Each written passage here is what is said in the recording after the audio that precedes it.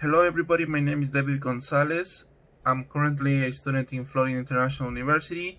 My major is sports and fitness, and this is just a short video to explain about the anatomical position and its importance, also to explain some of their directional terms.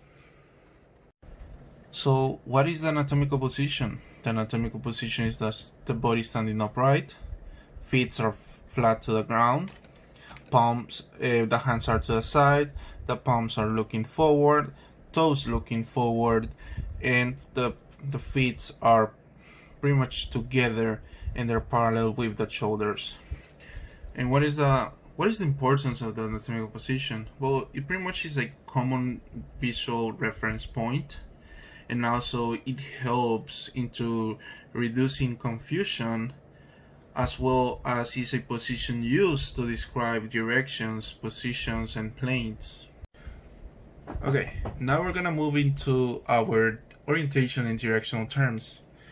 In this case, I have them all marked already, so I'm gonna be explaining one by one. We have first superior and inferior. Superior and inferior are used for the actual region. So in this case, superior will be from the lower part all the way to the upper part. Superior meaning towards the upper part of the body, and inferior meaning towards the lower part of the body.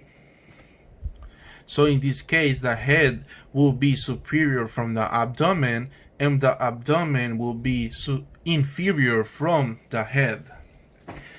Then we go into anterior and posterior, which is going to be anterior ventral, and posterior will be dorsal. Anterior is towards the front, and posterior is going to be towards the back of the body or behind. In this case, can be this for an example. For anterior will be the breastbone is anterior to the spine, and for posterior is going to be the spine is posterior from the breastbone. Then we move into our next ones, which is going to be medial and lateral. Medial meaning towards the mid lane of the body. In this case, I already have sketched the mid lane of the body, which is going to be to the mid lane, while lateral is going to be towards the out of that mid lane, so it will be to the outer side of. One example for these can be the heart is medial to the arm, the heart being close to the mid lane than the arm. And then another example for lateral can be the arms are lateral to the chest, the arms are out more towards the outside of the mid lane than the chest it is. Now we go into proximal and distal. For proximal and distal, they are used for the appendicular region, meaning that it will be for the limbs and extremities. Proximal being towards the point of attachment, and distal meaning towards farther from the point of attachment. In one example could be the elbow is proximal to the wrist. The elbow is closer to the point of attachment than the wrist it is. And an example for distal can be the knee is distal than the thigh being closer to the point of attachment that the knee it is.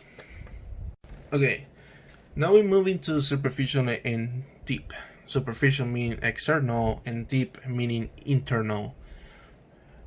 Superficial is more towards the body surface, and deep is more is away from the body surface, meaning that it's more internal. One example for each of these can be the skin is superficial to the skeletal muscles, and for deep can be the lungs are deep to the skin. Then we move into ipsilateral and contralateral. Ipsilateral meaning on the same side, and contralateral meaning on opposite sides. One example for ipsilateral, the right hand is ipsilateral to the right foot. Contralateral will be an example for it, will be the right hand and the left foot are contralateral. And so what is the importance of these terms in knowing them for our field?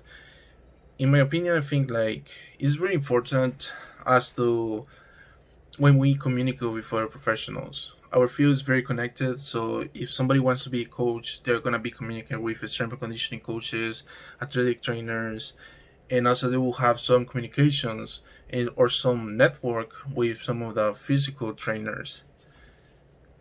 Also, it's very important into, for example, you have a client, you have a athlete that comes and tells you like, hey, I have a pain in this location, so you can right away you can pinpoint like, oh, in this location, there's this muscle, there's this bone, there's this organ, so you can kind of like make an educated guess into what can be wrong, and you can kind of like guide that person into make correct choices or guide them into getting better.